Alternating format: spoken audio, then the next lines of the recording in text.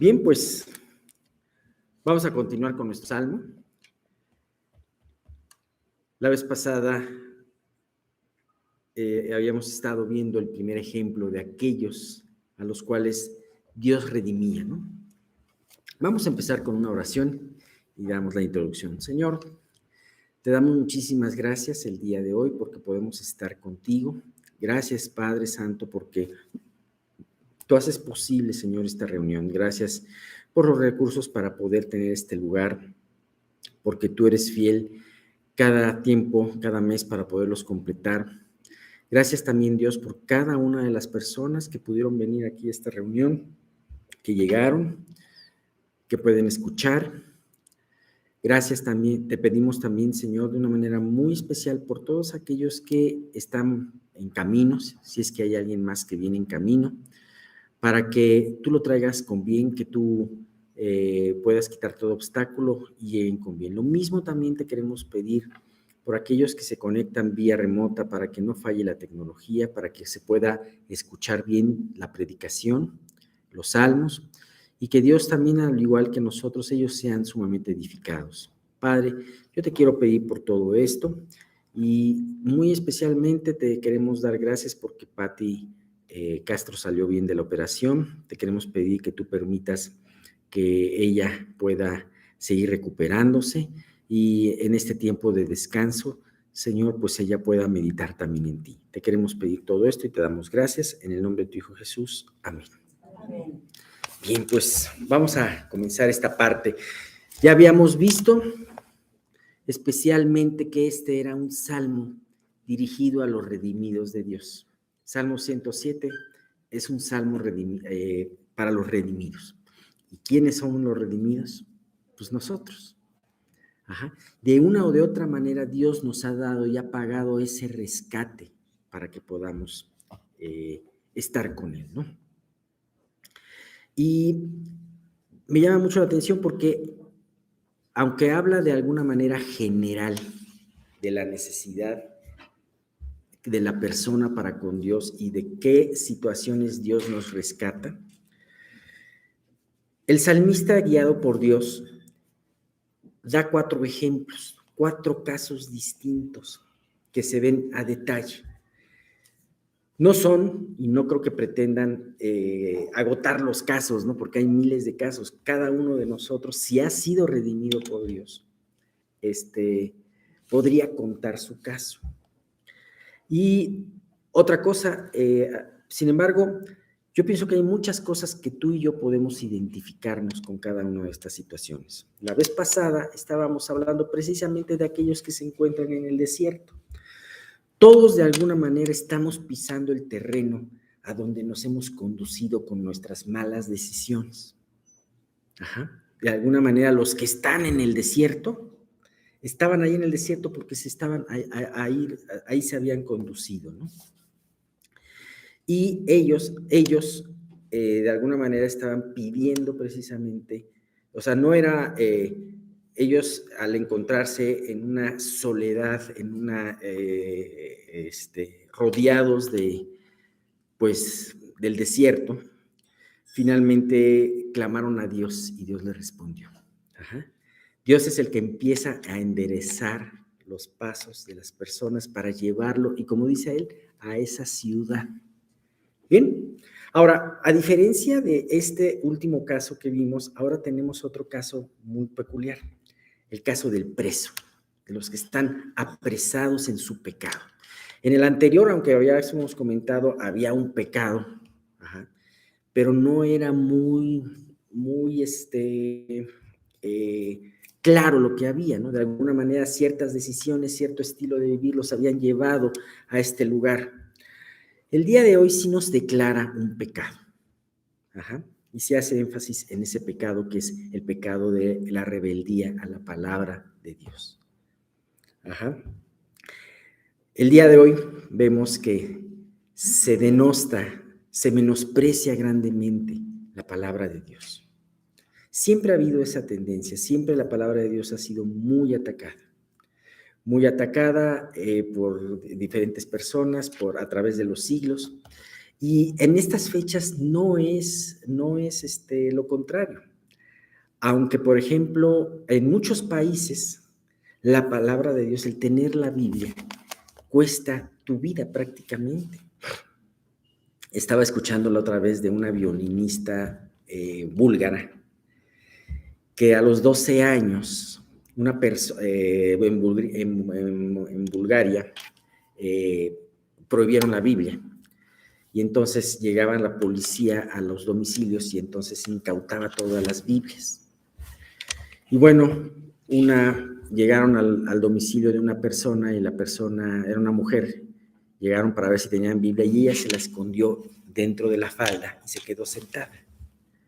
Y bueno, pues no pudieron nunca encontrársela, pero finalmente lo que dijo la mujer es, llegó a su iglesia y dijo, empezó a arrancar hojas de la Biblia y dijo, cada uno de ustedes quédense con una hoja, ¿no? Y entonces la chica, esta violinista, tenía 12 años y a los 12 años se quedó con con un trozo de la Biblia que ella estuvo leyendo.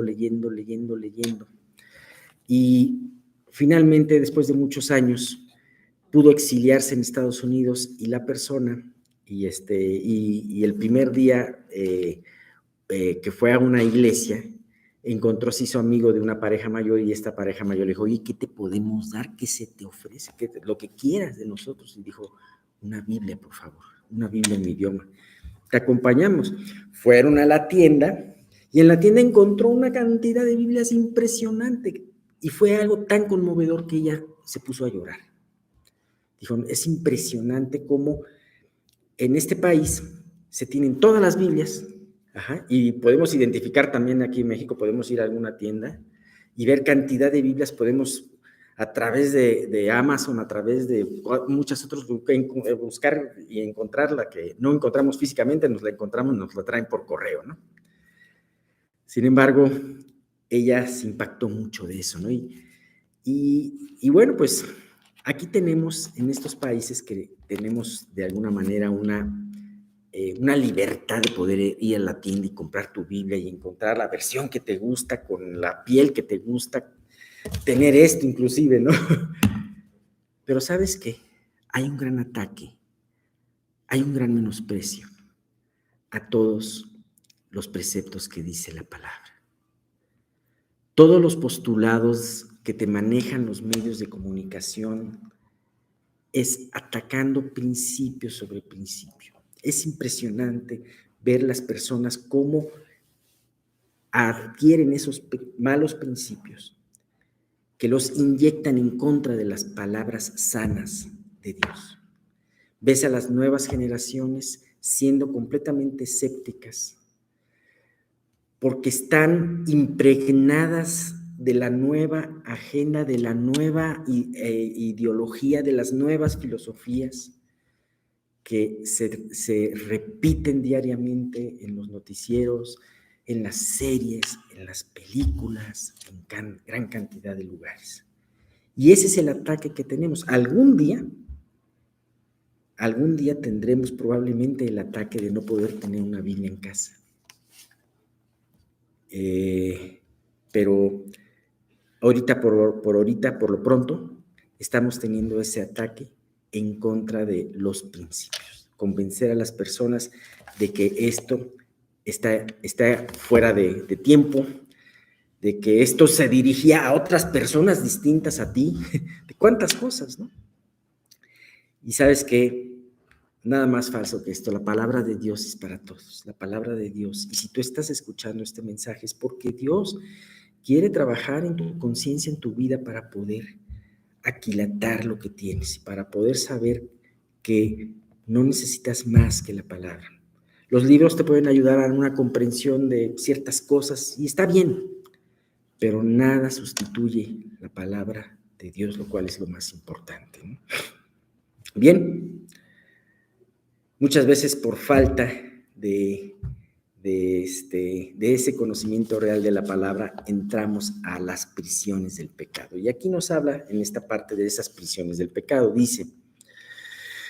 Estamos viendo el Salmo 107, de los versículos 10 al 16. Dice, Algunos moraban en tinieblas y sombra de muerte, aprisionados en aflicción y en hierros. La cárcel no es física, los barrotes no son de metal, sino son el pecado, la aflicción, los errores que constantemente estás cometiendo. Fíjate, el hierro del material se parece a la palabra del hierro, de que suena igualito, de que te equivocas, ¿no? Entonces muchas veces hierras y parece como si no pudieses pasar de donde estás, ¿no? Ahora dice, por cuanto fueron rebeldes a las palabras de Jehová y aborrecieron el consejo del Altísimo. Por eso quebrantó con el trabajo sus corazones, cayeron y no hubo quien los ayudase. Luego, dice, aquí se habla precisamente de que fueron rebeldes. En el anterior caso no se habla de un pecado. Es más, a veces no solamente eran las malas decisiones del que estuviese ahí en el desierto, sino también podría venir una borrasca, un viento como el caso del atleta que vimos que lo perdió, ¿no?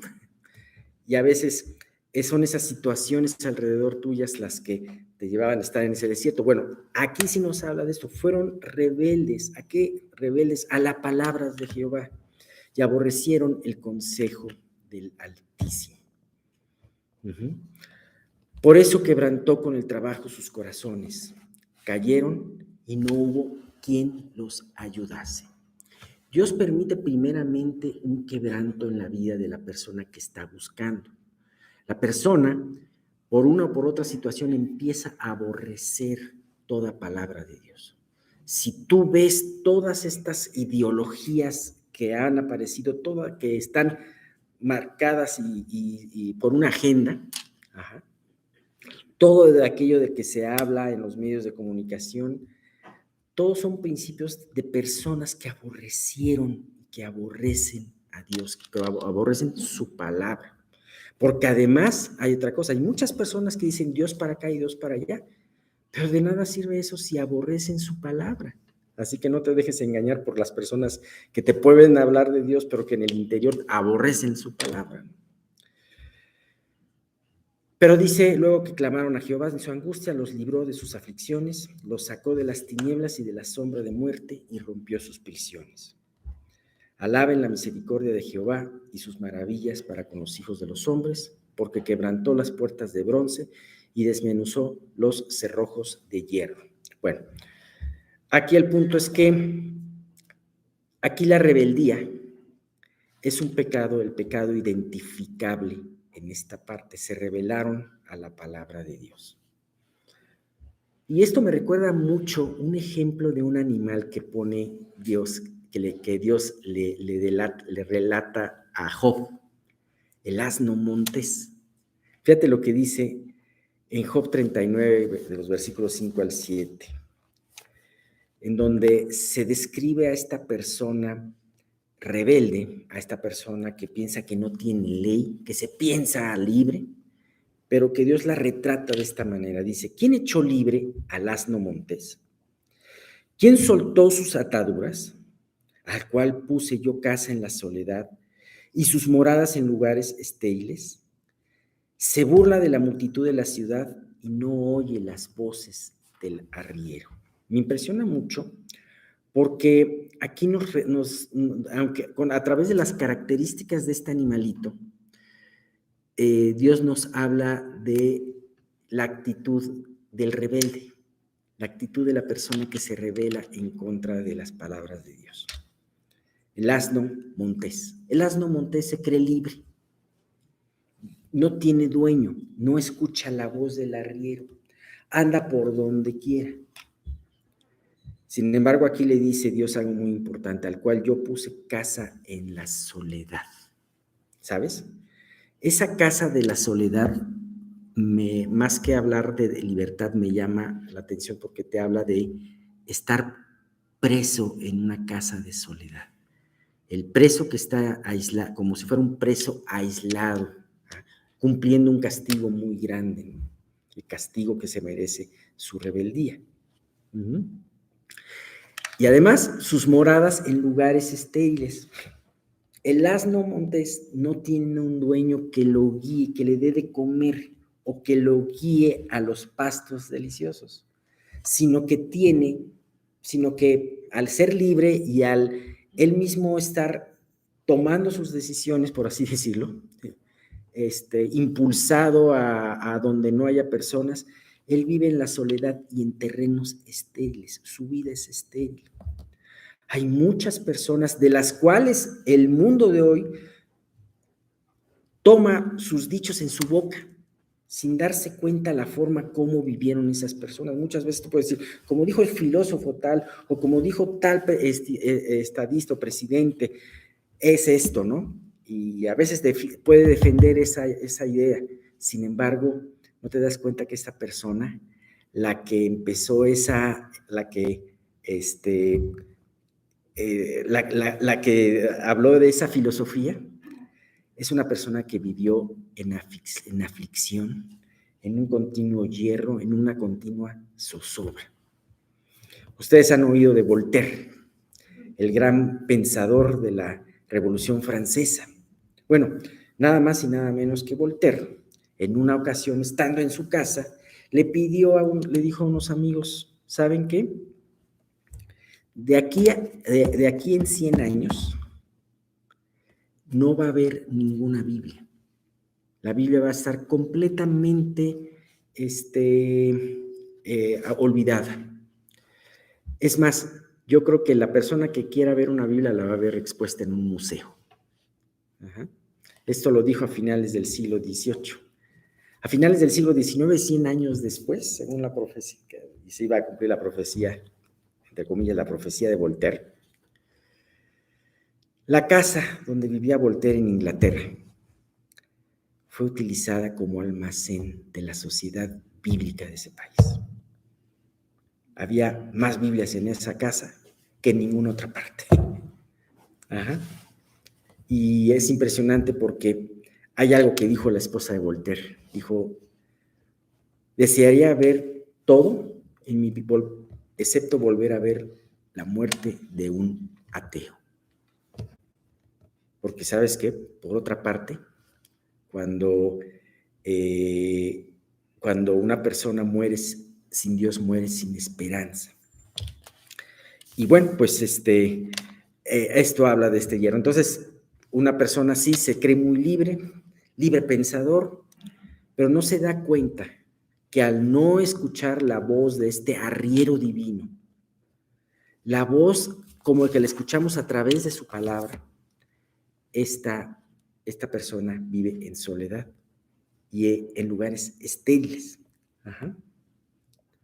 Ahora, ¿qué características tiene este estrado de postración? ¿Qué características tiene esta situación de esta persona que está en esta prisión de aflicción? Ajá, que no puede salir de aquí debido a su rebeldía. Primeramente vive en ceguera, piensa que es libre, piensa y se engaña de que van bien las cosas. Pero en su caminar constantemente tropiezan con los obstáculos y con las cosas que ellos mismos se ponen y caen en sus propias debilidades. Segundo, tienen un constante temor del futuro y de la muerte. ¿Por qué? Porque no tienen la certeza que te da las promesas del Evangelio. Tercero, hay muchos que viven dormidos en este lugar, que piensan que están bien, piensan que son libres. Sin embargo, hay quienes se despiertan un poco de este estado como de ebriedad y se dan cuenta que están en un lugar en donde tampoco pueden salir de ahí, sino que se encuentran presos en sí mismos. Por ejemplo, dice la Biblia que perdonemos. O sea, Jesús mismo habló en el Padre, en su oración, en el Padre Nuestro, acerca de perdona nuestras ofensas como también nosotros perdonamos a los que nos ofenden. Y este es un punto muy delicado y muy sutil que podemos tener nosotros, el no perdonar. Y muchas veces no perdonamos porque pensamos que vamos a desprendernos de algo muy grande, porque pensamos que es injusto, porque no queremos dejar eso. Ajá. Sin embargo, cuando realmente con el poder de Dios perdonas, te das cuenta que no solamente sale libre al que perdonaste, sino que sobre todas las cosas también sale libre el carcelero, es decir, tú, ¿no? Así que también otra característica es Dios los carga de trabajo. Dios los carga con trabajo, es decir, Dios los carga con pesar y dificultades, tal como lo menciona el versículo 12. Por eso los quebrantó con el trabajo de sus corazones. Cayeron y no hubo quien los ayudase. Aquí llegamos al acostumbrado punto de inflexión en cada uno de estos casos. Finalmente Dios, a través de esta situación, que muchas veces puede no cambiar durante mucho tiempo, los lleva a un punto de quiebre. Ajá. Caen y no hay quien los levante. Y sabes, desde ahí comienza un trabajo hermoso de Dios. Porque esa caída muchas veces es lo que los lleva a la puerta de la salvación. ¿Sabes? Muchas veces el quebranto de Dios no hace que las personas se conviertan. Muchas veces el quebranto hace que las personas se endurezcan más.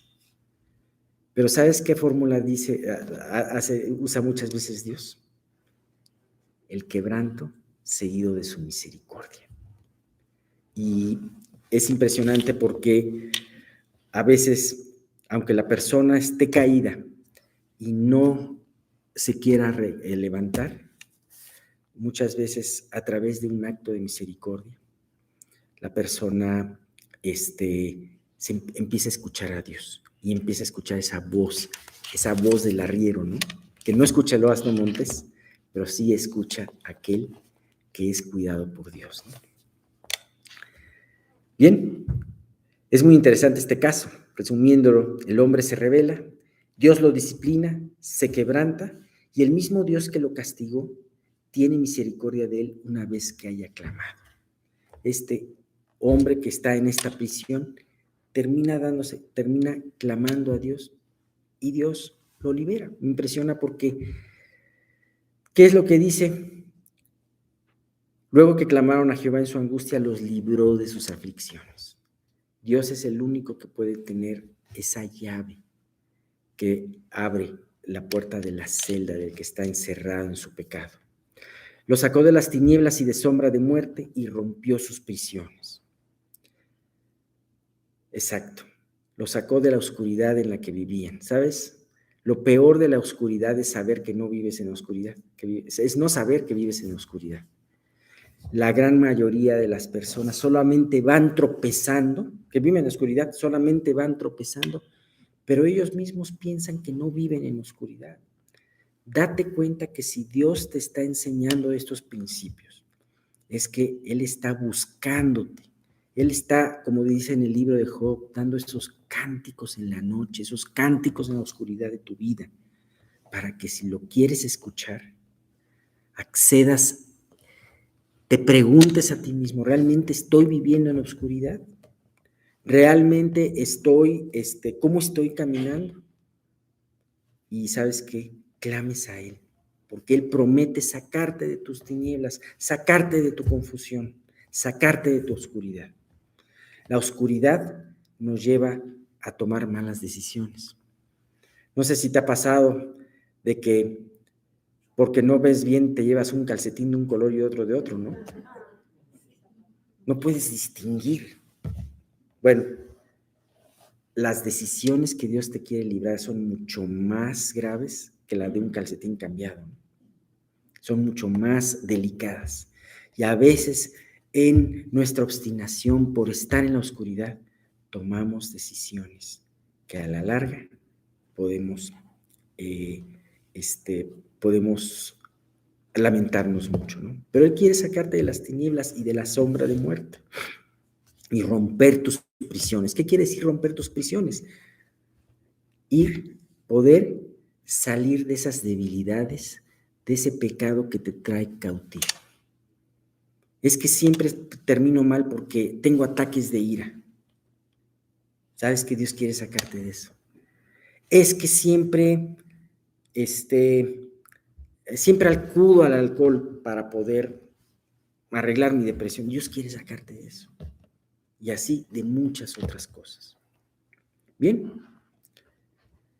Una vez más el estribillo.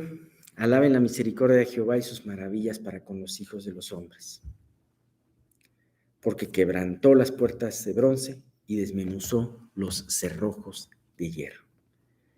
Si tú estás en lo último de tu vida, si estás en el último escalón de tu vida y piensas que no hay remedio, ¿sabes? Aquí está una gran promesa. Él quebranta las puertas de bronce que te traen encerrado y desmenuza los cerrojos de hierro que te traen atado. Bien, pues decía Corrie ten Boom algo muy importante. Dice: no hay pozo tan profundo que no sea más profundo aún el amor de Dios. Aún aunque estés en el pozo más profundo, el amor de Dios te alcanzará ahí. Es importante, pero es importante que clames a Él. Es importante que tú puedas darte cuenta de esto y no perder tiempo, sino clamar a Él por esto.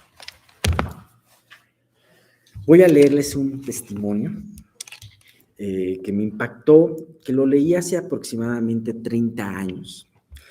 Es muy probable que no se identifique ninguno de ustedes porque es un testimonio de una persona que estuvo en el satanismo. A mí no me gusta mucho hablar del poder del demonio porque más fuerte es el poder de Dios, ¿no? Y de alguna manera sabemos que Dios, pero yo creo que viene mucho al caso, me impacta mucho porque habla de una persona que está en una prisión profunda y bueno, pues voy a comentarlo, ¿no? Es algo muy real, son cosas que a lo mejor muchos de nosotros no hemos tenido una experiencia, que bueno que no tengamos una experiencia o un caso cerca, pero creo que vale mucho la pena, ¿no? Dice: mis padres eran miembros de la iglesia y yo había asistido regularmente a la iglesia con ellos, pero era una cosa vacía. Jesucristo era algo vago, una figura lejana, con escaso significado para mí.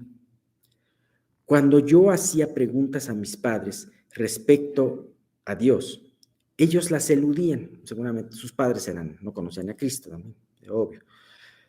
Y le decían: tú eres una constante caja de preguntas, ¿no? Decían ellos: simplemente acéptalo como hacemos nosotros, lo cual nunca es voluntad de Dios hacer eso. Yo no podía hacer eso, y en lo que a mí concernía, la iglesia no tenía nada que ofrecerme. Yo estaba continuamente buscando, sin embargo, algo que llenara el vacío de mi vida. A los 17 años, conocí a una médium espiritista. Fíjate, de alguna manera él no encontró en el Señor su fuente y se fue por otro camino, ¿no? Dice: la única manera, y le dijo, la única manera de vivir, dijo mi nueva amiga, es mediante las cartas y tu horóscopo. Ven, déjame mostrarte. Me fascinó. Parecía gobernada por un extraño espíritu y en una visión semejante a un trance, ella sacó mis cartas y desarrolló para mí eventos pasados con pasmosa precisión. Demostró también una extraña habilidad para curar enfermedades. A menudo los médicos le enviaban pacientes. O sea, hay muchas cosas que se pueden explicar, pero no quiero gastar tiempo en explicar muchas cosas porque hay muchas cosas que no entiendo yo. Pero lo impresionante es que son cosas que son reales, ¿no? Dice: aquí tienes un mazo de cartas, un montón de cartas, dice. Ofreció ella un día: debes iniciar siempre las actividades del día echando las cartas. Una prisión, un barrote, ¿no? Con destreza ella echó mis cartas y me mostró cómo interpretarlas. Aprendí las diferentes combinaciones y su significado.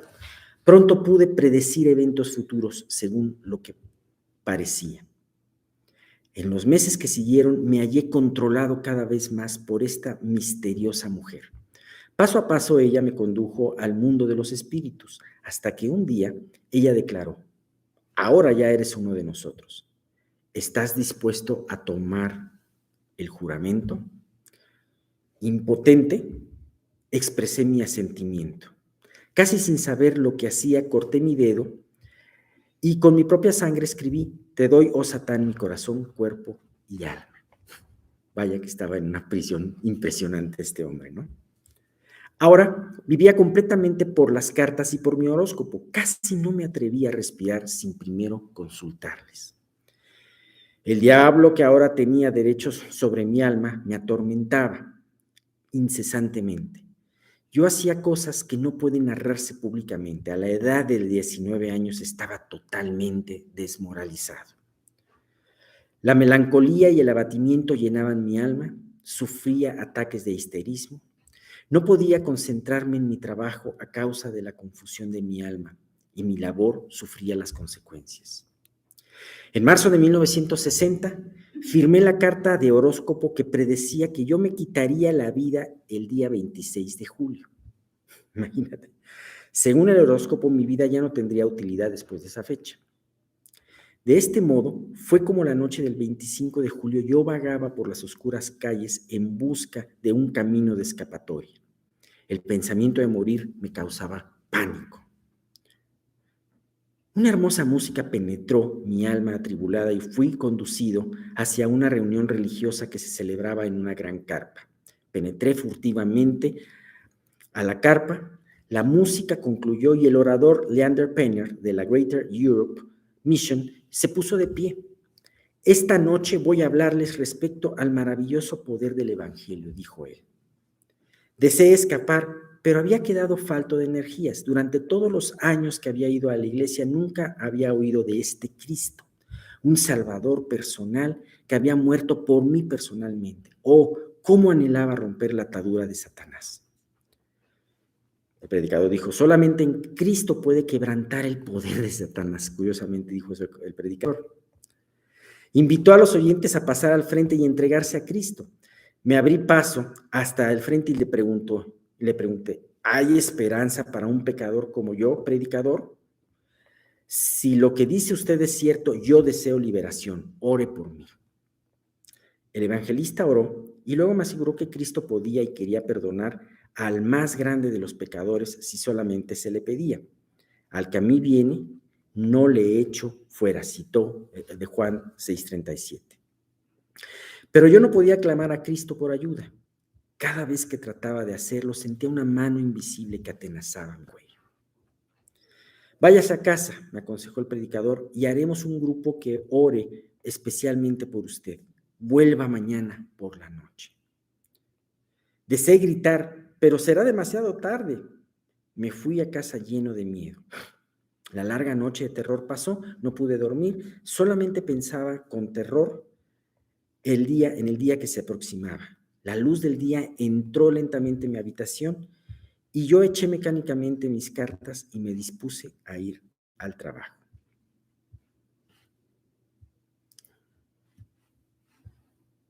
Dicen: me estremecí al cruzar el río camino hacia el hospital en el que trabajaba. Pronto estaría allá abajo, él se iba a arrojar al río, ¿no? Llegué al trabajo y procuré una vez más escapar de mi atormentador.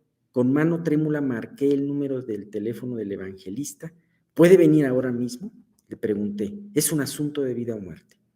Cuando él llegó apresurado, le pregunté: ¿realmente tiene su Cristo poder sobre Satanás? Sí, por supuesto, me aseguró. Le pasé la caja con mi horóscopo y con el compromiso de muerte casi plegado en su interior. Léalo, insistí. Si su Cristo no puede rescatarme ahora, tendré que saltar al río esta tarde. El tiempo, lugar y modo de hacerlo ya me estaban señalados. Él oró fervorosamente y yo sentí como si estuvieran partiéndome en dos. Me retorcí, me sacudí descontroladamente, las lágrimas corrieron por mis mejillas. En vano traté de alcanzar a Cristo, traté de orar, pero un poder invisible me lo impedía. Lo mismo como antes, no hay caso, no puedo, exclamé. Usted no puede, pero Cristo puede, fue la seria respuesta. El predicador oró durante media hora y la batalla dentro de mí se intensificó. Con una contorsión violenta me lancé repentinamente de rodillas y rogué al Señor que quitara de mí esta terrible obsesión diabólica. El poder de Cristo triunfó y una sensación de paz inundó mi alma. Supe que podía vivir. Durante una semana después de esto luché para obtener el coraje de vivir sin mis muletas ocultas. Por fin, aprensivamente, lo puse todo dentro de una valija y lo entregué al señor Penner. Entonces comencé a ascender el largo camino hacia la estabilidad y serenidad espiritual. He tenido algunas dificultades en el camino y a veces siento una presencia siniestra, pero la fortaleza de Cristo siempre es suficiente cuando a ella clamo. Hoy, por la gracia de Dios, estoy trabajando en un centro de conferencias bíblicas, ayudando a imprimir y distribuir tratados evangélicos. Mi oración diaria es: por favor, Señor, haz que yo sea una bendición para alguien que todavía esté atado a Satanás. Aquí termina y a mí me impresiona esto. Finalmente hablamos hoy de prisiones. Y aunque este testimonio es un testimonio fuerte y es un testimonio que podríamos pensar muchos de nosotros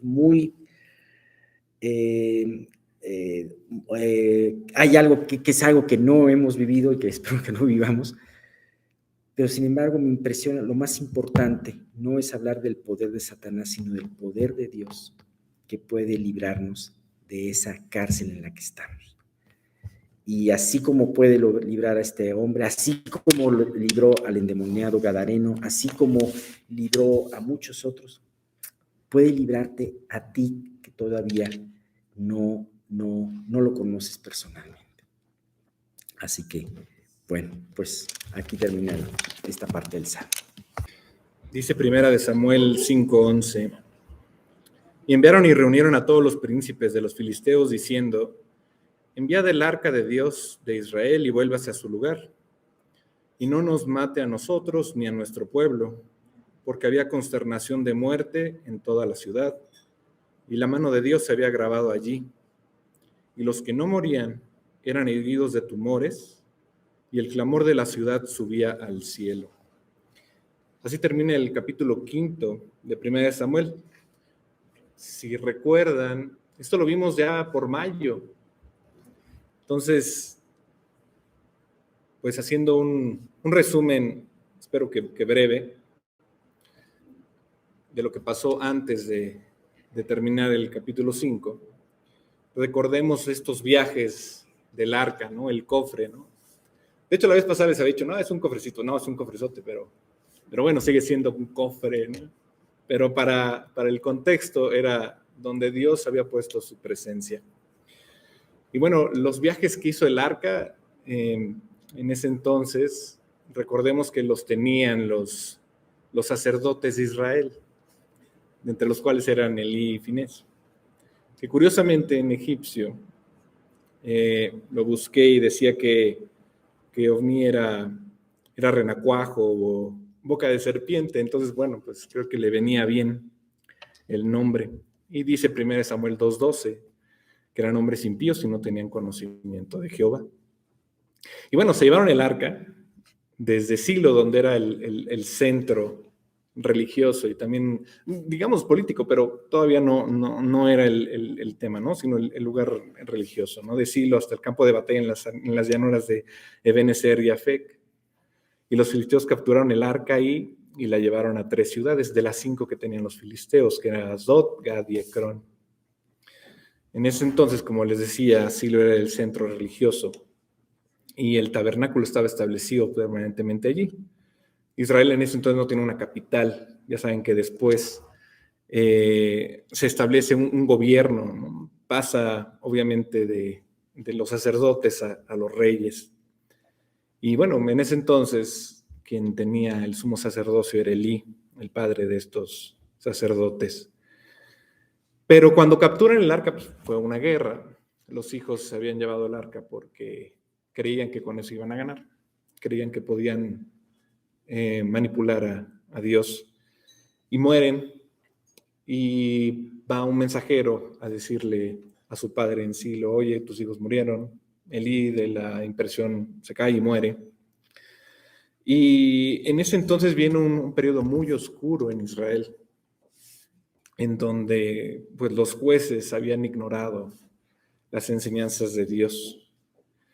Y bueno, Elí como sumo sacerdote muere, y no dice la Biblia específicamente que después viene Samuel, pero conforme vamos leyendo sabemos que porque no era de la parte de Aarón, pero sabemos que después él toma obviamente el papel, ¿no? Al ofrecer sacrificios en Israel. Y bueno, toda esta etapa de oscuridad se suponía que iba a acabarse cuando el hijo de Finés tomaría el lugar de su padre, que era Icabod. Icabod, si lo recuerdan, significa sin gloria, o la gloria ha partido. Y sí, cuando mueren sus padres, bueno, cuando muere su padre, muere su abuelo, pues el niño también no sucede a su padre Finés, ¿no? Porque era una persona malvada. En realidad los hijos de Eli eran malvados y habían profanado el tabernáculo, ¿no? El pecado domina en Israel y pues Dios carece de sentido para ellos. Después vemos cómo el arca se la llevan los filisteos y se la llevan a donde estaba su dios Dagón, que era este dios de fertilidad y demás. Pero Dagón se inclina ante Dios. Pero no acaba ahí, sino que a pesar de la gran victoria que tenían los filisteos, pues les vino una gran enfermedad. Y les vino, dice la Biblia, que fueron tumores, ¿no? Tumores en los cuales los infligieron, y también habla de roedores. Se supone que era parte de esta peste bubónica, y los doctores me dirán si sí o si no, porque al hablar de los como tumores, pues en la peste bubónica se inflaman los linfas, ¿no? Los ganglios linfáticos por la picadura de estas pulgas, ¿no? Que están infectadas de los roedores. Y de ahí, bueno, vienen muchas complicaciones, ¿no? Y pues la gente también muere si no era atendida, ¿no? Y ahí, bueno, lo vemos. Lo importante aquí es que hasta que nosotros no sentimos el dolor, es difícil obedecer la verdad de Dios y de hacer lo correcto, ¿no? Nosotros hacemos lo correcto, siempre buscamos a Dios nada más por consuelo o porque nos conviene. Se los dejo de tarea. Y bueno, si tienen por ahí sus Biblias, vamos a continuar con el capítulo 6 ahora, en donde qué pasó con el arca después de que infecta estas ciudades donde iba pasando con estos tumores, ¿no? Dice el versículo 1 de 1 Samuel 6. Estuvo el arca de Jehová en la tierra de los filisteos 7 meses. Entonces, de entrada no fueron 2 días ni 3 días. Fueron 7 meses que tuvieron estos inconvenientes por llevar el arca, pero no se habían dado cuenta. Yo diría, cuando uno se enferma, pues dice, ¿qué comí ayer? ¿No? Bueno, pues no sé, tal cosa, no sé, lácteos o algo. Muchas veces igual pasan unos días, ¿no? 3 días, o oye, pues ¿qué fue? No, pues tal vez el pollo, ¿no? Tenía un amigo que una vez había comido en un restaurante muy bueno, había comido pollo delicioso y en la noche lo tuvieron que llevar al hospital, ¿no? Pero hay otras personas que igual a los 3 días dicen, no, pues igual fue la carne que ha comido. O sea, es muy rápido cuando pasa algo, ¿no? Cuando te enfermas, dices, bueno, tiene que haber una razón. Y empiezas a estudiar, ¿no? Aquí pasaron 7 meses y no sabían ni por qué, o no se querían dar cuenta de por qué. Pero sigamos adelante. ¿Qué hicieron? El versículo 2 al 5 dice, entonces los filisteos, llamando a los sacerdotes y adivinos, preguntaron, ¿qué haremos del arca de Jehová? Hacednos saber de qué manera la hemos de volver a enviar a su lugar. Ellos dijeron, si enviáis el arca del Dios de Israel, no la enviéis vacía, sino pagadle la expiación. Entonces seréis sanos y conoceréis por qué no se apartó de vosotros su mano. Y ellos dijeron, ¿y qué será la expiación que le pagaremos? Ellos respondieron, conforme al número de los príncipes de los filisteos, 5 tumores de oro y 5 ratones de oro, porque una misma plaga ha afligido a todos nosotros y a vuestros príncipes. Haréis, pues, figuras de vuestros tumores y de vuestros ratones que destruyen la tierra, y daréis gloria al Dios de Israel. Quizá liberará su mano de sobre nosotros y de sobre vuestros dioses y de sobre vuestra tierra. Bueno, ya se les ocurrió algo, ya dijeron, bueno, creo que tiene razón, creo que es parte del arca todo este mal, ¿no? Y pues se les ocurrió una idea, ¿no? ¿Qué hacemos? No, pues devuélvela, ¿no? Pues ya no lo queremos. ¿Y qué hicieron también? Darle pues como pagando su arrepentimiento. Dicen, no, pues ponle lo que te adolece, pues ¿qué es? Pues unas figuras de ratones y de tumores, o sea, muy, muy elegante el asunto, ¿no? Después, bueno, ahora sabemos que de acuerdo con este capítulo, pues esos ratones estaban involucrados plenamente con la plaga, lo cual no lo hace menos agradable de sufrir estos tumores, ¿no? Entonces tuvieron, pues, el sentido común. Hace poco tenía una clase con una academia que nos decía qué es el sentido común. Y había una persona muy querida que decía, usa tu sentido común. pero ¿qué es en realidad? Entonces, bueno, de manera de investigación, pues dije, bueno, pues vamos a ver cómo lo define la Real Academia Española, ¿no? Y dice que es el pensamiento o accionar social en aras de construir un comportar armonioso justo dentro de tu sociedad. Es decir, el pensar, ahora sí que con sentido común no es tan común como pensamos. Puedes tener un sentido común aquí, diferente al que es en Japón o en Asia, todo depende de tu comunidad. Pero, en este caso, que estamos en esta tierra, en donde vemos cómo Dios en tiempos anteriores a su pueblo lo saca de Egipto, pues dices, bueno, el sentido común era ahí, bueno, esta arca tiene que ver, ¿no? Después de estos 7 meses y de ir de pueblo en pueblo el arca con los filisteos, pues ahora dicen, ¿qué hacemos con esto, no? Lo enviamos de regreso, pero queremos mostrar, obviamente, algún tipo de arrepentimiento. Y bueno, queremos dar un tributo, ¿no? Es decir, ¿cómo lo hacemos, no? Entonces, pues mandan estos ratones y tumores, ¿no? Y los mandan de regreso con el arca. Y sonaba, pues, una buena idea, de cierta manera, ¿no? Dices, bueno, si esto me hace mal, bueno, pues lo voy a regresar, ¿no? Ahora aquí está el punto, ¿cuál es la razón de esto? Es decir, es una ofrenda medio extraña, ¿no? Dices, bueno, pues, tumores y ratones, bueno, pues está bien, ¿no? Pero creo que tenían una motivación correcta. Dice el versículo 5, como lo habíamos leído, y den gloria al Dios de Israel. Este capítulo 5, pues obviamente vamos a aprender cómo los filisteos pues reaccionan a esta manera de darle gloria a Dios.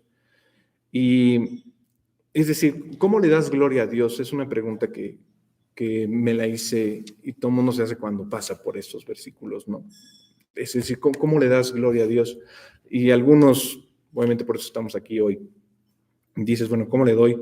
Bueno, pues quiero vivir para Él. Leo, oro, comparto, vivo para Él, fallo, eso es inequívoco, pero me arrepiento, es decir, no quiero ser desobediente, no quiero obedecerlo. ¿Qué más? ¿Quieres alabarlo, no? Y cantamos. Creo que parte de todo eso es esto, ¿no? Esta parte de darle gloria a Dios. Pero algo muy importante en nuestras vidas es humillarnos ante Él. Y ahora, si todas estas respuestas son correctas, pues solamente rendirle gloria a Dios es presentarnos como somos, contemplarlo a Él con su palabra y experimentar los regalos que nos da, ¿no? Las bendiciones y las misericordias que nos da diariamente, ¿no? Entonces, estos filisteos se tienen que dar cuenta de que Dios es el soberano. Y ahora sí que tienen que decir que Dios es el que puso su mano sobre este pueblo, y ya lo saben, ya lo declararon, ¿no? Están de acuerdo en eso, que Dios puso estas plagas con ellos, ¿no? Y es un Dios poderoso, es un Dios soberano. Dice Pablo en Romanos 1:20, porque las cosas invisibles de Él, su eterno poder y deidad, se hacen claramente visibles desde la creación del mundo, siendo entendidas por medio de las cosas hechas, de modo que no tienen excusa. Y sí, no había manera de que ellos dijeran o negaran a Dios, ¿no? Después de todo lo que habían visto, ¿no? Ahora, estos atributos invisibles y su naturaleza divina, ¿qué es? ¿Alguien sabe? ¿Qué es la naturaleza divina y los atributos invisibles de Dios? Justamente lo dice Pablo, dice, pues es la creación. Todo lo que vemos, lo que somos. Y justamente para que ningún hombre tenga excusa de que Dios es Dios. La misma creación da testimonio de su realidad. Y esta revelación, justamente lo dice en Romanos 1:21. Pero hay quienes no lo honraron, ¿no? Con base en ese entendimiento, que no glorifican a Dios ni le dan las gracias, pues hay consecuencias. Pero adivina qué. Se han glorificado este concepto científico, el hombre, ¿no? De atribuirle a los primates su evolución y llegar hacia nosotros. Pues estas ideas, ¿de dónde vienen? O sea, ¿por qué si el hombre ve la creación tiene que poner otras cosas? Si no, es que no creo que sea Dios, tiene que ser otra cosa, ¿no? Y se los había comentado el estudio pasado. Pero ¿qué hay detrás de eso? ¿Es un descubrimiento acaso? O sea, ¿tenemos la certeza de que venimos en realidad de un primate? Pues la verdad es que no. Hasta la fecha sigue siendo una teoría. Y digo, ¿una teoría qué es? Es un pensamiento especulativo. ¿Y qué es especulación? Pues es una suposición. ¿Y qué es suposición? Tal vez sea real o verdadero, pero sin la seguridad de que lo sea, aún con las evidencias. Entonces, en eso están basando su fe, en eso están basando, pues más aún, su eternidad. Están basando todo en una idea que no puede ser cierta, ¿no? Romanos 1:2 dice, pues habiendo conocido a Dios, no le glorificaron como a Dios, ni le dieron gracias, sino que se envanecieron en sus razonamientos y su necio corazón fue entenebrecido. Justamente lo veíamos con alguien. Y sí, hay un momento en que el corazón llega a entenebrecerse mucho, ¿no? Y nosotros lo vivimos.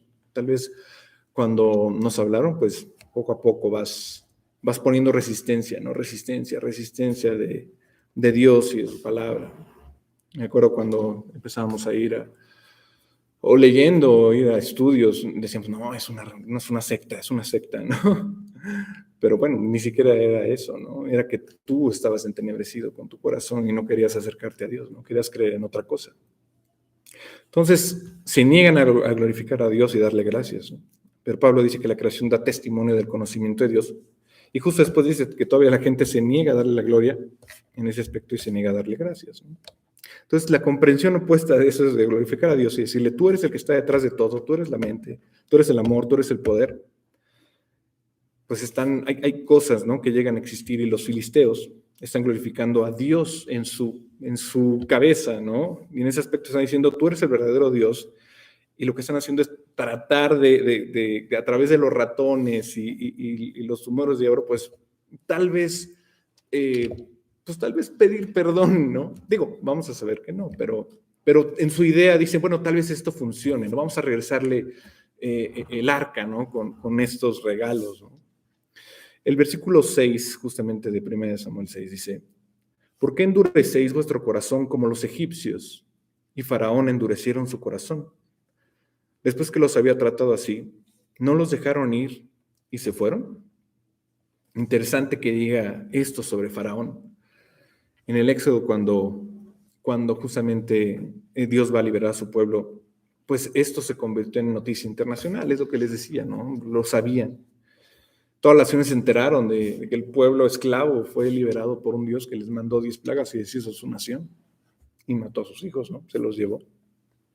Entonces, esta información proporcionada pues, se acerca a que realmente este responsable de todas las calamidades que le está pasando a los filisteos, pues sí, es Dios. Y este versículo en realidad es maravilloso para aclarar un poco sobre este personaje tan controvertido que es Faraón.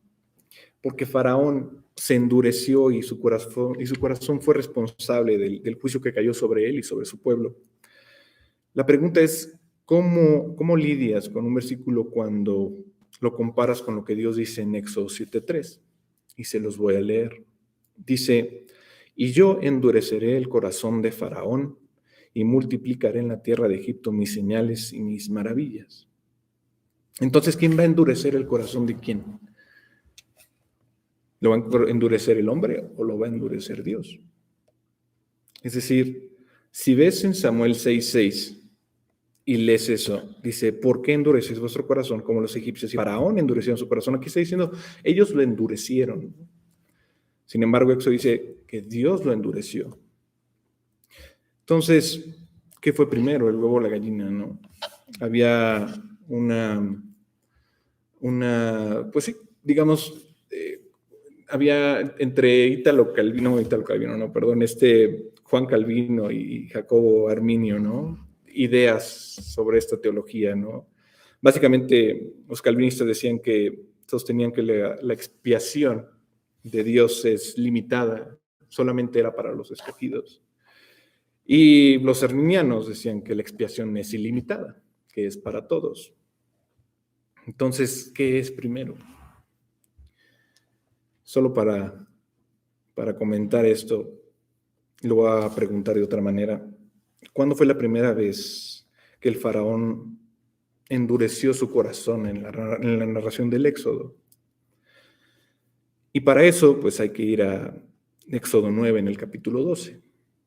Dice, pero Jehová endureció el corazón de Faraón y no los oyó como Jehová lo había dicho a Moisés. Aquí cuando endurece Jehová el corazón de Faraón, no fue al principio, no fue sin pruebas. Ya llevaba algunas plagas, ¿no? Llevaba la de la sangre, la de las ranas, la de los piojos, la de las moscas, se murieron los animales y venían las úlceras. No fue de inmediato el tema de endurecerlo, ¿no? Dice el capítulo 8, versículo 5 de Éxodo, pero viendo Faraón que le había dado reposo, endureció su corazón y no los escuchó como Jehová lo había dicho. Es decir, nos vamos un capítulo atrás. Cuando había pasado una plaga, o antes de pasar, él dice, no, sí, ya, que quiten esto, y ya, los voy a liberar, no váyanse con su Dios. Pues bueno, pues está la plaga, se quita. ¿Y qué dijo Faraón? No, ya pasó, no pasa nada. Ya pasó el temblor del 2007, no pasó nada, aquí sigo. Ya pasó el del 2019, el del 20 y el del 21, y aquí seguimos. Oye, el accidente, ¿no? Conozco unas personas muy queridas que tuvieron un accidente automotriz. Venían en la carretera y de repente el conductor, pues, se distrajo un segundo y choca. Dio vueltas el coche y como milagro, pues no les pasó nada, ¿no? Ni siquiera se volteó el coche, o sea, no se lastimaron, no nada. Y si tú has tenido un pestañeo en el coche alguna vez y no te ha ocurrido nada, bueno, la verdad es un milagro. Pero los que han tenido ese pestañeo ya no están aquí, pues la verdad no pueden decir lo mismo. Dios puso justamente pruebas y las puso para que justamente el hombre pudiera pensar de nuevo y decir, no, está bien, ahora sí me voy a arrepentir, ¿no? Pero Faraón no lo hizo. Entonces Dios endureció su corazón. Pero si bajas al versículo 34 del mismo capítulo 8 de Éxodo, dice, mas Faraón endureció aún esta vez su corazón y no dejó ir al pueblo. Lo que les decía, ¿vas a la prueba? No, ya no necesito a Dios. Viene la prueba y necesito a Dios. ¿Vas a la prueba? No, ya, tranquilos. Cuando llegas al capítulo 9, versículo 12, Dios le dice, ¿quieres seguir endureciendo tu corazón? Va. te voy a ayudar. Y él lo sella en esas condiciones. Pero vamos a regresarnos todavía más. Vamos al capítulo 7. El 7:3 dice, y yo endureceré el corazón de Faraón y multiplicaré en la tierra de Egipto mis señales y mis maravillas. Entonces sí, le dijo a Moisés, voy a endurecer su corazón. O sea, mucho más va a suceder. Van a pasar todas estas plagas y su corazón va a ser entenebrecido, va a ser negro, no va a escuchar nada. Por más que sufra, ya no hay vuelta atrás. Todo lo que hemos leído hasta este momento, pues se ejecutó en el faraón, ¿no? Y él endureció tanto su corazón que cuando el corazón del hombre está así, pues ustedes lo saben, ya es muy difícil volver atrás, ¿no? Entonces los filisteos, volviendo a Samuel, lo están entendiendo. Es decir, todo esto ya lo sabían ellos. O sea, porque eran sus vecinos, casi, ¿no? Digo, seguramente no estaban a 2 cuadras. Pero lo supieron que había sido liberado del pueblo esclavo. ¿Y quién era Egipto? Pues era la nación más poderosa en ese momento. Y los filisteos dijeron, no, entonces no hay que hacer lo mismo que ellos. No queremos endurecernos y volvernos como ellos y que nos destruyan, ¿no? Ahora sí que la comprensión de este endurecimiento, pues te hace moverte, ¿no? Y hacer algo para no llegar a ese punto. Y bueno, la verdad es que para nosotros, al ver a nuestras personas favoritas y queridas, pues lo que queremos es hablarles y darles el evangelio y de forma urgente. Es decir, tal vez no puedas jalar a las personas aquí o ahora sí ponerle las esposas y vente conmigo al estudio, ¿no? Pon el Zoom, pues no, nunca lo sabes, ¿no? Los invitas, pero oras por ellos, ¿no? Pero no es una manera de obligarlos, pero sí hay que hacerlo de forma urgente. ¿Y cómo lo podemos hacer? Bueno, pues hablando sinceramente con ellos y sobre todo con esta mirada transparente que Dios te da, en donde dice, oye, piénsalo, estás poniendo tu eternidad en peligro. Pídele perdón a Dios, ¿no? No lo rechaces. Volviendo a Samuel, ¿qué sucede? Bueno, es muy curioso lo que sucede y tú lo lees y dices, ¿qué capítulo tan curioso de la Biblia en donde ves tumores y ratones en oro, ¿no? Que son regalos, ¿no? Y bueno, dice el versículo 7, haced pues ahora un carro nuevo y tomad luego 2 vacas que críen, a las cuales no haya sido puesto yugo, y uncid las vacas al carro. Y haced volver a sus becerros por detrás de ellas a casa. Tomaréis luego el arca de Jehová y la pondréis sobre el carro, y las joyas de oro que le habéis de pagar por ofrenda por la culpa, las pondréis en una caja al lado de ella, y la dejaréis que se vaya. Y observaréis si sube por el camino de su tierra a Bet-Semes. Él nos ha hecho este mal tan grande, y si no, sabremos que no es su mano la que nos ha herido, sino que esto ocurrió por accidente. Es lo que les decía, tal vez sí se dieron cuenta que no querían ser como los egipcios, pero no están tan seguros, ¿no? Decían, pues mira, es que se escucha, ¿no? O sea, se escucha la idea, pues bastante descabellada, ¿no? Es decir, desesperados toman el arca, pero tuvieron que pasar 7 meses aferrándose a ella y siendo enfermados por ella, porque Dios les puso estos juicios. Y ahora, por este orgullo, pues dicen, bueno, está bien, ya es lo último, vamos a hacer esto.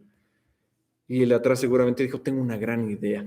Vamos a poner estos regalos raros en una caja, lo vamos a poner al lado del arca. Muy listos en ese aspecto porque no abrieron el arca.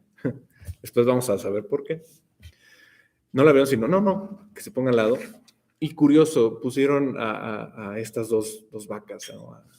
A jalarla, ¿no? A jalar el arca que se fuera, ¿no? No dice que la iban a guiar, no dice que alguien iba a estar ahí, sino ponla, ¿no? Sí, y dice, ¿no? Pero sí que si llega, pues no fue por accidente. Y si no llega, bueno, ya sabemos que pues esto es una coincidencia todos estos 7 meses de úlceras y tumores, ¿no? En 2 Corintios 9:15 dice, gracias a Dios por su don inefable, ¿no? ¿Cuántas posibilidades podía haber de que estas vacas llegaran a donde tenían que llegar con el arca de Dios? Le decía a una amiga que convivió con vacas, ¿no? Y decía, oye, tú me contabas que tú ahora sí ordenabas a las vacas, ¿verdad? Y me dijo, sí. Ah, ok. Y ya empezó a contar, no, en el frío hay que ponerles agua y luego la misma leche para lubricar, que no les duela, si no te patean, porque ahí me pateó y luego me pisó el pie, ¿no? Y le decía, ok, está interesante. Te quiero hacer una pregunta. ¿Qué? ¿A ti te tocó llevar a las vacas y a los bueyes y todo esto? Y dice, sí me tocó. Y le decía, oye, ¿hacia dónde se van? O sea, si tú las dejas así al libre albedrío, ¿hacia dónde se van unas vacas? Dice, no, pues se van por todos lados, ¿no? Se van a comer, o se detienen, se acuestan, toman agua, o se van con otras. O sea, no siguen un grupo, tienes que llevarlas. Ah, ok. ¿Y qué pasa si les ponen pues sí, el yugo? ¿No? Tiene un nombre que le dicen folclóricamente, pero no me acuerdo cuál es. Yo decía yunta, pero no, la yunta creo que es la otra. ¿Qué pasa si las pones? Dicen, no, pues es igual, o sea, les cuesta más trabajo, pero no van a una sola dirección, pues les cuesta avanzar, ¿no? Entonces dices, bueno, ok, me va a servir para lo de hoy. Yendo otra vez al versículo 9:15 de 2 Corintios, hablando del don inefable, la estrategia de los fariseos es esa, ¿no? 2 vacas lecheras, dice que acaban de tener becerros, que nunca han conducido un carro, y les ponen este yugo, como dice la Biblia, ni hay ninguna persona que los guíe, y los van a poner con el arca, los regalos, para que se dirijan a esta ciudad de Bet-Semes, y dicen, bueno, que sea la mano de Dios que los guíe. Si es de Dios va a llegar, si no, pues no va a llegar. Entonces pusieron a Dios a prueba, por decirlo así. Y la verdad no creo que haya sido así, pero algo sorprendente pasa. Dice el versículo 12, y las vacas se encaminaron por el camino de Bet-Semes y seguían camino recto, andando y bramando, sin apartarse ni a derecha ni a izquierda. Y los príncipes de los filisteos fueron tras ellas hasta el límite de Bet-Semes. Entonces imagínate, ponen a las 2 vacas solitas, con el arca, los regalos, en el camino. Váyanse vacas, ¿no? Lleguen a Bet-Semes, pues las vacas que van a saber dónde está Bet-Semes. Dice, bueno, los líderes de estas 5 ciudades, de los filisteos, pues sí, las van siguiendo, ¿no? Así, bueno, a ver qué pasa, ¿no? Si es de Dios, tiene que llegar. O sea, de cierta manera tenían un tipo de creencia, ¿no? No puedo decir que fe, pero sí una creencia, porque si no llegaban, bueno, pues es coincidencia todo esto, ¿no? Pero es una idea desesperada hasta cierto punto, que suena ridícula, ¿no? O sea, si tú pones, voy a poner a mi perro, que seguramente los perros sí, hay muchos casos, a que me siga a casa, ¿no? Y algunos sí llegan, pero otros los dejan en la carretera y pues nunca llegan, ¿no? Pero pues las vacas seguramente son más listas, entonces tienen que ir. Entonces, viendo a las vacas de frente, pues estas comienzan a caminar y se están dirigiendo por el camino principal y se dirigen justamente hasta Bet-Semes, hacia Israel. Y estos líderes seguramente pensaron, seguramente van derecho porque están oliendo algo, tal vez comida, o tal vez pueden sentir la presencia del agua, tal vez tienen sed y van a ir por ahí. Pero van derechas, ¿no? Y las miran, pues, incrédulos, yo creo, estos líderes, ¿no?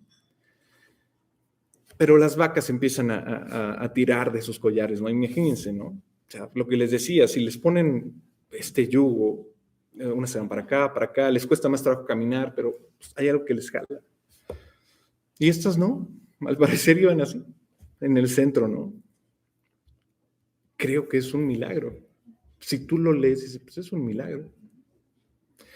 Y por muchas razones, pero una de las principales es la tendencia natural de los animales. Es decir, si tú pones a estas dos vacas que recién parieron becerros, yo le decía a mi amiga, oye, ella me comentaba que alguna vez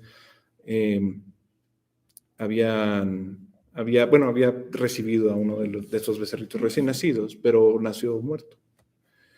Y entonces yo le pregunto, ¿y la vaca qué hizo? O sea, yo lo supongo por lógica, por ese sentido común, que obviamente sufre, pero ¿cómo sufre un animal? O sea, ¿cómo yo? Dice, muge mucho.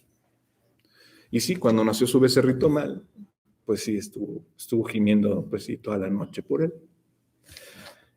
Entonces imagínate tú que a estas dos vacas les quitaron sus becerros recién nacidos. ¿Cuál es la tendencia natural de una madre? Siendo animal también, ¿eh? Entonces sales de comer, buscarlos, no apartarse de ellos, ¿no? ¿Han visto cuando nacen los caballos y luego ya se paran y están al lado de su mamá y está dando vueltas y las mismas, bueno, caballos de hembra, yeguas, eso, pues ahí están cuidándolos, ¿no? O sea, mamás.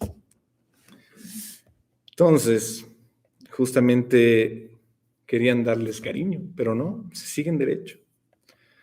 Pero empiezan a mugir en el camino. Se manifiestan así, pero siguen caminando derecho.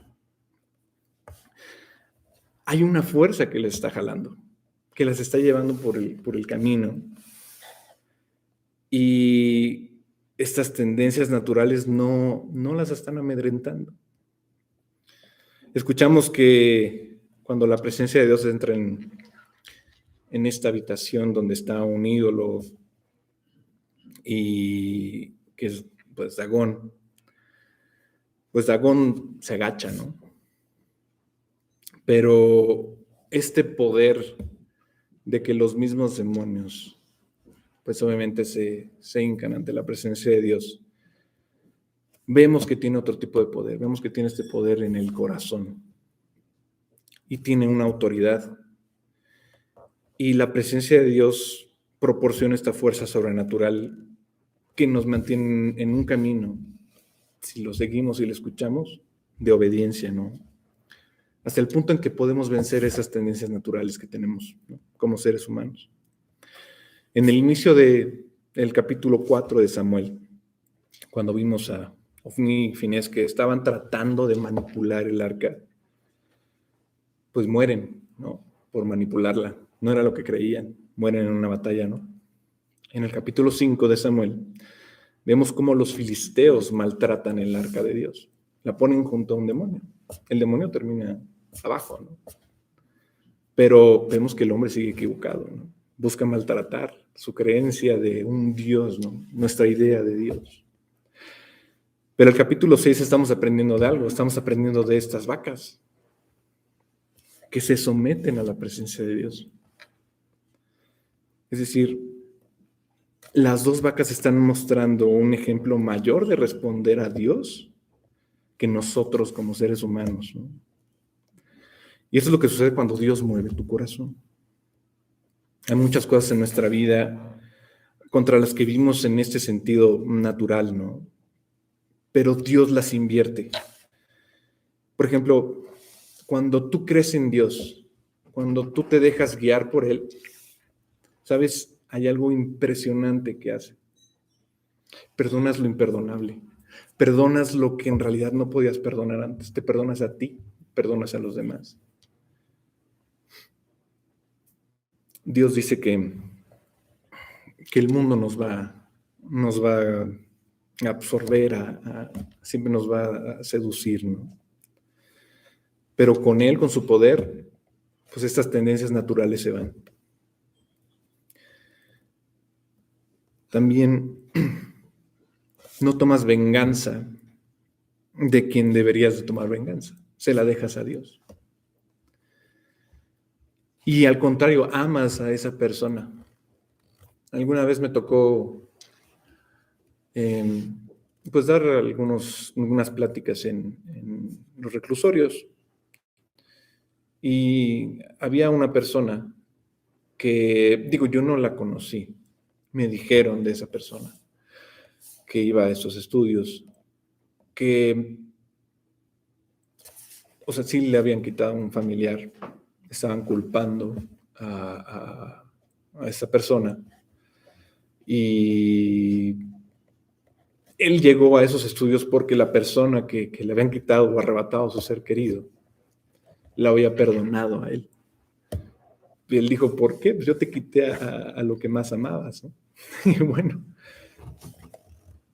tanto limpió a esta persona que perdonó, como a la persona que estaba escuchando que lo habían perdonado. Eso no es humano, eso no es de la evolución.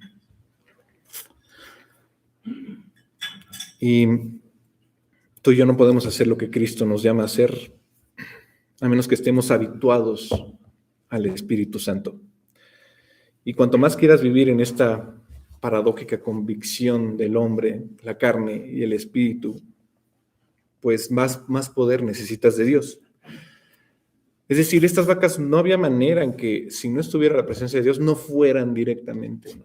Derecho, mugiendo, pensando, voy a regresar con mis becerros. No, o sea, seguían así, pese a que estaban mugiendo, seguían derecho, derecho, derecho.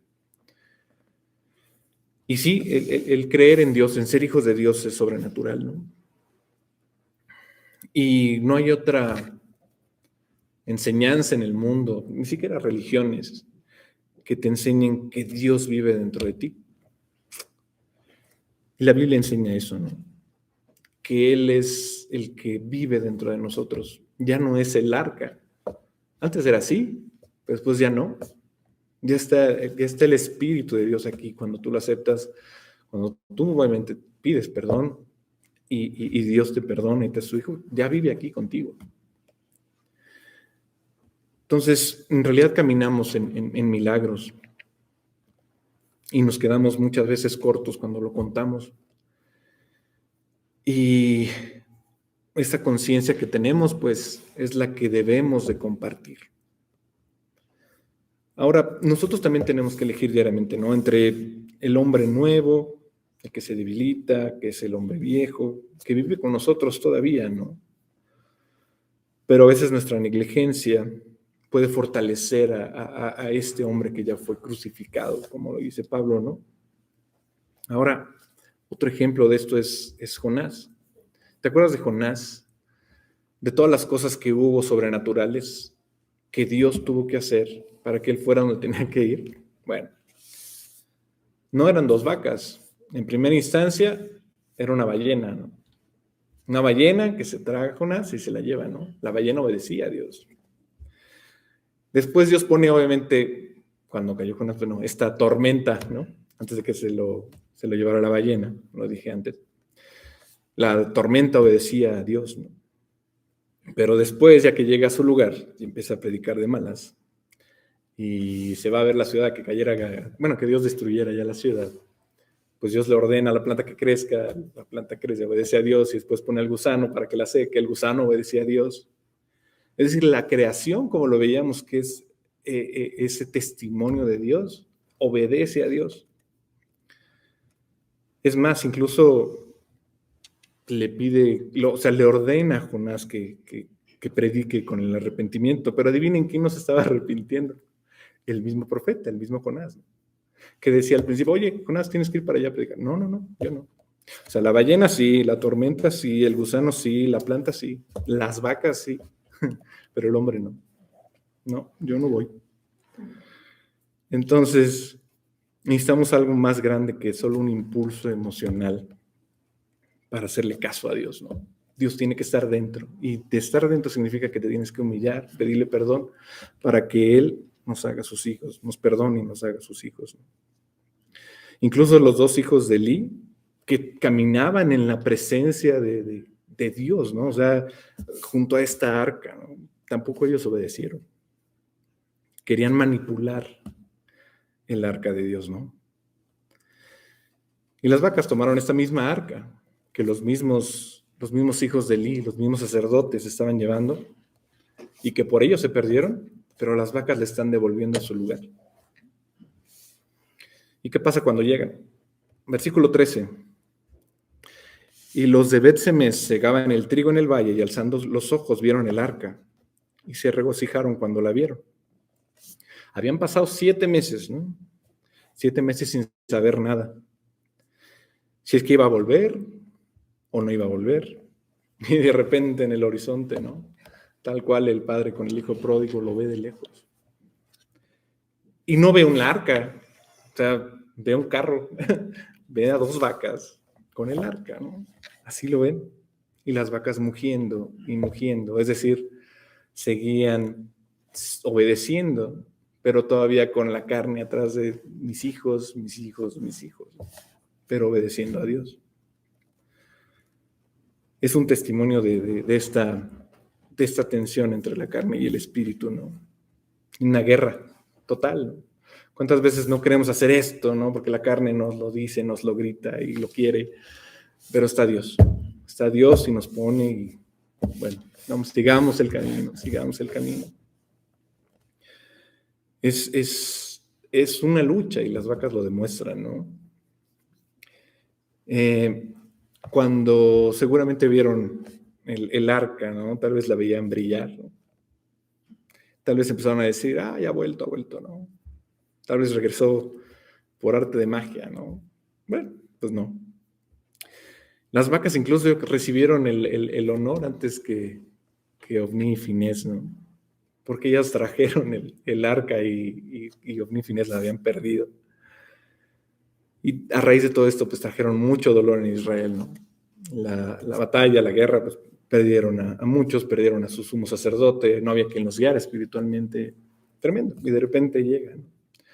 Ahora, no llegó por el hombre, ¿no? Llegó en realidad por Dios. El mismo Dios puso la plaga, el mismo Dios, obviamente por medio de las vacas hacen que lo obedecen, entonces no lo trajo nadie más, Dios guió.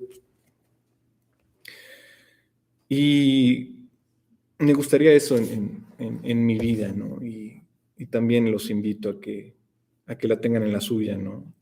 Que así como estas vacas que tenían su yugo y obviamente una ambición en la vida por regresar con sus hijos, pues no lo hicieron, sino siguieron adelante, ¿no? Es decir, que podamos tener ese impulso de Dios en nuestra vida cada día, guiada por su espíritu, y luchar contra la carne, pero con su fuerza, no la nuestra, ¿no? Y derrotarla y seguir. Es curioso cómo la historia de la iglesia, en donde vemos la enseñanza con Pablo, que a pesar de que era, según la Biblia, una persona importante, humanamente, o bueno, físicamente, te puedes imaginar que después de ser una persona importante se rinde ante Dios. ¿Y qué le regala a Dios? ¿Le regala naufragios? ¿Le regala azotes? Apedreamientos. Y justamente, ¿no? Una parte, ¿no? Que dice que Pablo estaba tan apedreado que pensaba que estaba muerto y lo habían botado afuera de la ciudad, ¿no? En Listra. Y decía, no, ya está muerto. Y de repente se levanta, se hace así la tierra y vuelve a entrar, ¿no? Eso es superhumano, ¿no? Eso es divino, ¿no? Eso es de Dios. Es impresionante cómo Dios nos da esa fuerza, ¿no? Y había un predicador que decía que su mayor ambición en la vida era estar entre los 10 más buscados del infierno, ¿no? Pero como decía Alex, no es que queramos hacer o sea, como más fuerte el poder del diablo, ¿no? Yo preferiría que igual nos pusieran en el top 10 ahí de la fe, ¿no? Pero bueno, ya está ocupado, pero bueno, por ahí. Pero justamente cuando llegaba Dios justamente a curar a estos endemoniados, ¿no? Los mismos demonios pasaba como Dagón, ¿no? Nos decían, no, pues ya no nos hagas nada, ¿no? ¿Por qué? Porque cuando tú te presentas frente a alguien y te dice, no, pues la teoría, y no, y pues yo soy agnóstico, no, pues yo no creo en Dios, no, yo creo que el infierno está aquí en la tierra, no, pues sabes que yo no te quiero creer, o sabes que, no, pues la religión, esta es la buena, ¿no? Pues ese es su boleto, ¿no? Para la eternidad. Es una teoría, es una creencia. Pero si tú te presentas ante esa persona y quieres mostrarle credenciales, le puedes decir, pues mi compa es Pablo, es David, es Daniel, pero ¿sabes quién es mi padre? Es Dios, ¿no? Es decir, tenemos las credenciales porque pues, con ellos nos vamos a ver, pero la más importante es Dios, la vida que te ha dado y te ha regalado, ¿no? Entonces tú y yo podremos aprovechar algo en Dios de las personas que son bendecidas por nuestra presencia. Es decir, cuando tú estás con alguien que no cree en Dios, aún así tú tienes una luz que refleja a Dios y que a ellas se les hace raro, pero les da paz muchas veces, ¿no? Algunos lo contrario, o sea, sienten esta barrera, ¿no? Pero eso significa que ahí está Dios, a ti te está protegiendo, ¿no? Si volvemos con Samuel en el 1:6, en el capítulo, pues si quiere vamos a leer desde el 14. Dice, y el carro vino al campo de Josué de Bet-Semes y paró allí donde había una gran piedra, y ellos cortaron la madera del carro y ofrecieron las vacas en holocausto a Jehová. Y los levitas bajaron el arca de Jehová y la caja que estaba junto a ella, en la cual estaban las joyas de oro, y las pusieron sobre aquella gran piedra. Y los hombres de Bet-Semes sacrificaron holocaustos, se dedicaron sacrificios a Jehová en aquel día. Cuando vieron esto, los 5 príncipes de los filisteos volvieron a Ecrón el mismo día. Estos fueron los tumores de oro que pagaron los filisteos en expiación a Jehová: por Asdod 1, por Gaza 1, por Ascalón 1, por Gat 1, por Ecrón 1. Y los ratones de oro fueron conforme al número de todas las ciudades de los filisteos pertenecientes a los 5 príncipes. Así las ciudades fortificadas, como las aldeas sin muro, la gran piedra sobre la cual pusieron el arca de Jehová, está en el campo de José de Bet-Semes hasta hoy. Entonces sí, ese fue el destino de las vacas, ¿no? Las sacrificaron. Pero algo sucedió en el versículo 19 que dice, entonces Dios hizo morir a los hombres de Bet-Semes porque habían mirado dentro del arca de Jehová. Hizo morir del pueblo a 50,070 hombres. Y lloró el pueblo, porque Jehová lo había herido con tan gran mortandad. Es decir, ¿se acuerdan que les decía, pues no sabían si iban a regresar el arca o no? Y de repente ven así en el horizonte un carro con el arca así brillando con el sol, ¿no? En el oro. Y todos, wow, qué increíble, Dios, eres maravilloso. Pero ¿saben qué? ¿Cuánto les duró su avivamiento? Unos minutos. ¿Por qué? Les comentaba que los filisteos, cuando pusieron estos regalos en una caja, no lo pusieron dentro del arca. ¿Por qué? Lo pusieron al lado, porque sabían lo que iba a pasar. En su incredulidad sabían lo que iba a pasar. ¿Qué hizo primero el pueblo de Israel, no? Pues luego abrieron el arca. Era un castigo. Quien la abriera y no fuera justamente un sacerdote, se iba a morir. ¡Pum! Se murieron, ¿no? ¿Y qué hacen inmediatamente después de este avivamiento, no? Después de 7 meses no aprendían. Dios regresa después de estos 7 meses y dicen, no vamos a hacer esto otra vez. Y trajo una plaga severa al instante que mató a estas personas. El versículo 20 dice, y dijeron los de Bet-Semes, ¿quién podrá estar delante de Jehová, el Dios Santo? ¿A quién subirá desde nosotros?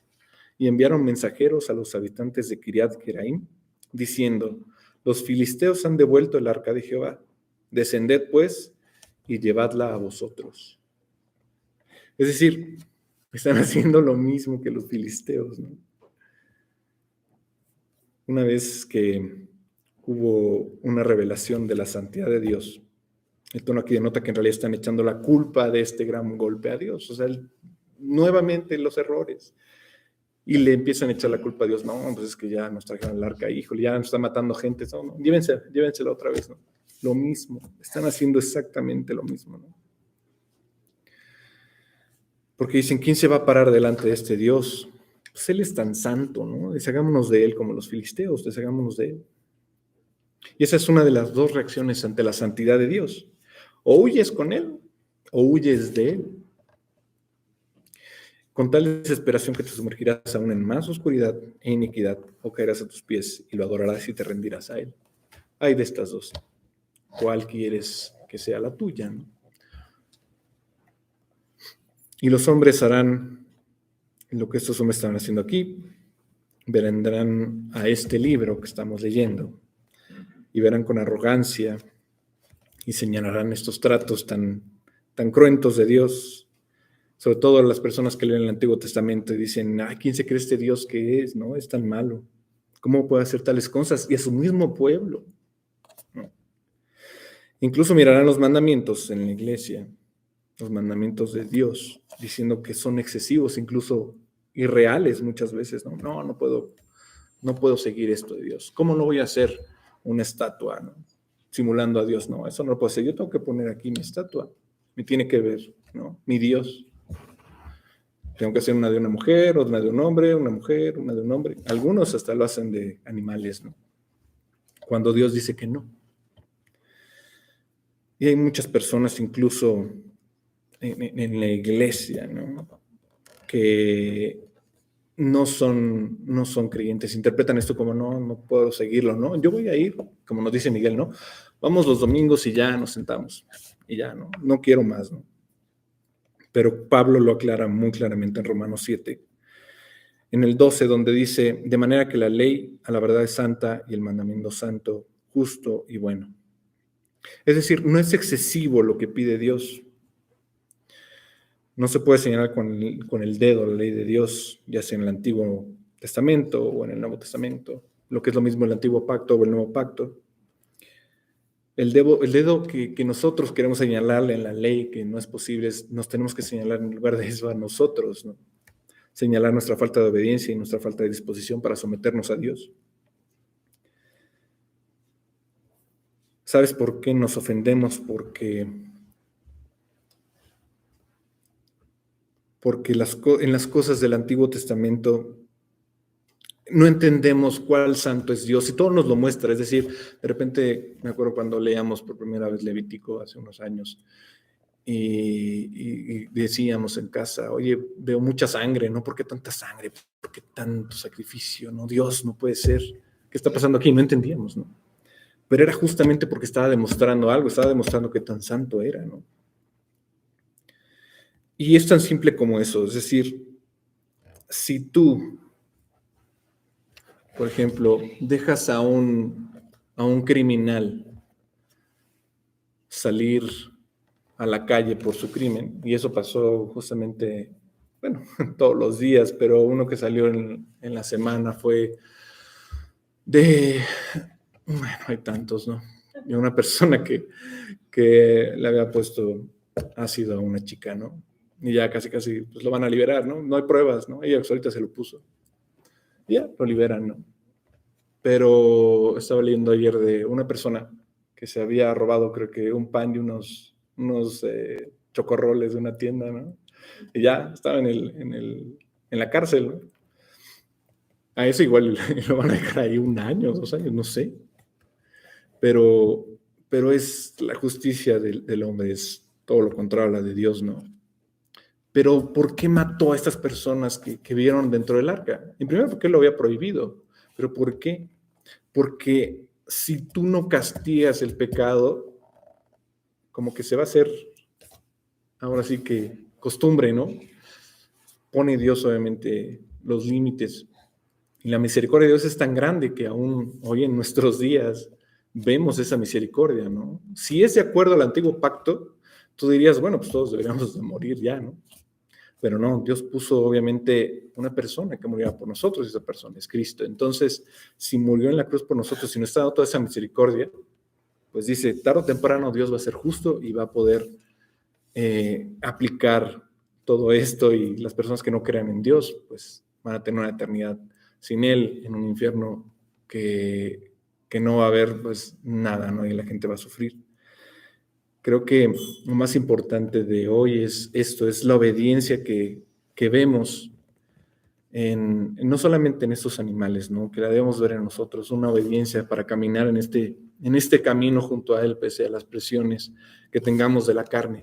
Sí, vamos a fallar, sin ningún problema, pero lo más importante es, oye, o sea, ¿te gusta el pecado? O sea, fallaste, ok, pero ¿te gusta? ¿Vas a fallar otra vez? ¿Quieres fallar otra vez en eso? ¿En ese pecado? Pues uno va a decir, híjole, yo creo que sí, es que sí, me gusta mucho. Entonces, pues Dios no está ahí. Pero si en cambio fallas y le dices a Dios, oye, perdón, de verdad, quítame esto, pues creo que por ahí es el buen camino. Es decir, no somos perfectos. En un momento Dios nos hará perfectos, igual que Él. Tan perfectos que nadie va a tener en sus manos las heridas como Jesús las va a tener en el cielo. Pero en este mundo, con este yugo y esta carne que nos jala de un lado a otro, pecamos, sí, pero está Dios y nos va a perdonar. El punto es si te gusta o no te gusta pecar, ¿no? Si lo vas a dejar o no lo vas a dejar, o por lo menos esté diciendo a Dios, quítamelo, y diciendo, híjole, ya pequé. Bueno, no importa, nada más pido perdón y otra vez, ¿no? Y a la siguiente ya me arrepiento otra vez, y así el círculo. Eso es lo importante, que tengamos esta obediencia en Dios, en sus leyes, en su palabra, para que podamos seguir, pese a todo, en el camino de la obediencia. Señor, te agradecemos que tu palabra esté con nosotros. Gracias, Padre, por darnos una lección con animales tan sencillos que son más nobles que nosotros, que nuestro corazón. Te pedimos que podamos obedecer tu palabra, que podamos acercarnos a ti, que podamos pedirte perdón y que puedas hacer de nosotros unos superhombres espirituales para que podamos vivir para ti y de acuerdo a tu voluntad. Te pedimos, Padre, que bendigas a toda nuestra iglesia, a todos los miembros de ella.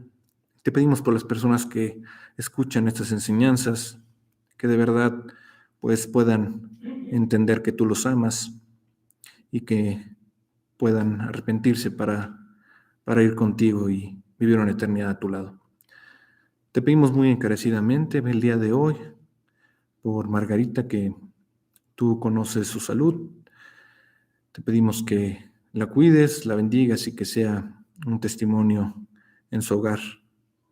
Así también, Señor, te pedimos por Pati Castro para que pues tú también la cures, que vaya mejorando cada día. Y te pedimos por Miguel, por Alex, por Oscar, por Memo, por cada uno de los que pues están ayudando a que esos estudios se puedan dar en domingo.